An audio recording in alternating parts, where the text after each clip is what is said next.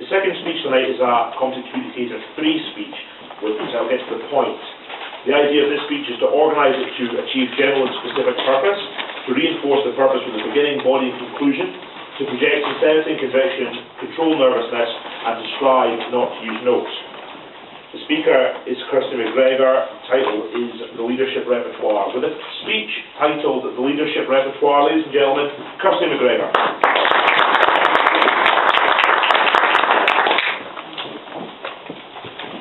Good evening, Toastmaster, fellow Toastmasters, ladies and gentlemen. I have a question for you this evening. How many of you have played golf, watched golf, or had any sense of the game of golf? Could you please raise your hand? Now, there's a lot to a game of golf, as you well know. There's a lot about knowing which club to use in which circumstance. There's a lot about being sensitive to a course that you're on, being aware of the other players. There's an etiquette. There's a whole range of competencies that come with playing golf. And there are also a whole range of competencies that come with becoming a truly effective leader.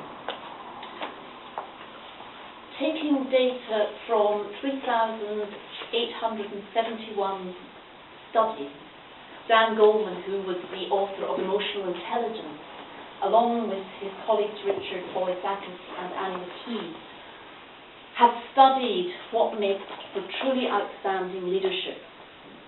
And they have actually used the analogy of golf in terms of really effective leaders are able to select from a range of different leadership styles and move fluidly from one to the other, using them appropriately as they need to.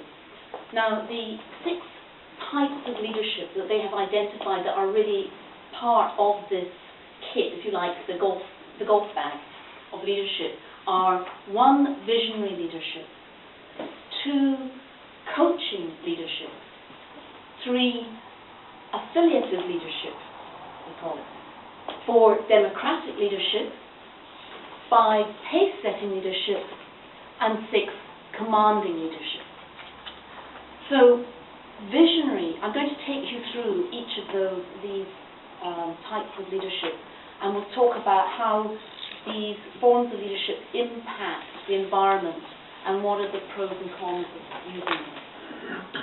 So, visionary leadership, the image I'd like to give you is of Churchill as he rallied the whole of Britain in that time of long crisis by making the most menial tasks have great significance to those who were working and giving people a very strong sense of vision.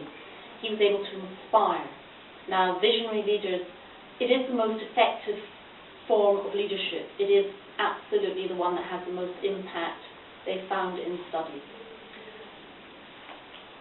Second form of leadership that we spoke of was the coaching form of leadership. Now, coaching forms of leadership mean that it's about aligning your people, if you like, people with your people who are working for you and with you, getting their goals to align with the organisation, really understanding what it is that they wish to achieve with their lives, and looking for connections within the work they're doing within your organisation, and taking the time to do that. So a good example of that was David Ogilvy from Ogilvy and Mather, talking to Shelley Lazarus when she was a new employee. And after work, he sat down with her over a month before she left to have a baby and just quietly talked to her about what her aspirations were. 3 decades later, she was still with the company as chief exec and said those early conversations had actually made a huge difference to her. Affiliative leadership, which is about really nurturing emotionally the people and the team that you're working with. It's very good in terms of healing risks and creating a real team bonding. So that's about paying attention to the emotional life of the people you're working with. Joe Torr, who was leader of the New York, you'll have to help me here, the New York baseball team. Yankees. Okay. In 1999, when they won the world. Golf is a real sportsman here. He took particular time, once they'd won, to go and hug David O'Neill, who'd actually, his father died just before the game. You know, and to really sort of laud him as a hero later and to talk about this. He spent time, when he was going through cancer, he actually talked about it with the team. He shared very much all the emotional things that happened to him and created this immense sense of a bonded team. Now, affiliative leadership on its own is not going to get you the performance you want, but it's a very important ingredient. The next one, democratic leadership, is when you consult. You really listen to your colleagues and you see them as a resource. One example of this being used was a woman called Sister Mary who went into a school that was about to be closed down.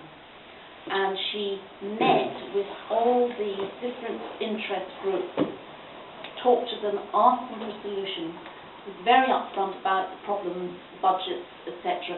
And collectively they decided to close the school. It went very easily. Compared to another colleague of hers who'd been sent into school who just closed it like that, and there were huge problems in terms of, it took a year to close it down actually because of so much resistance. The next two forms are really, they call them dissonant forms of leadership, because pace setting is actually quite a tricky one. It's a form of leadership where you actually set the pace. You demonstrate through your own work effort what you want the rest of your team to do, and you work people very hard, and it's useful if you have a team of very, very competent, competitive people, such as a group of lawyers or a research team, and there it has to be used very, very judiciously, but it can be very effective. And the final form, command leadership, which is the traditional form of army military command, and it's actually used very, very commonly, as you will know, in business across the world, and it's not advised as a very effective use of leadership. The only time it's really useful are in situations of crisis, when people do want to hear a voice of authority, they want that comfort. So, oh God, I've got far more to say to you. Okay, right, so wrapping it up.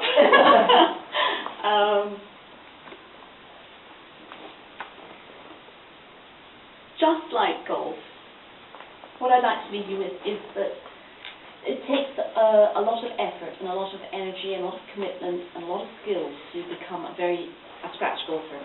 In the same way, by committing yourself to really learning these different forms of leadership and becoming very, very competent in moving around them, you too can become a scratch golfer.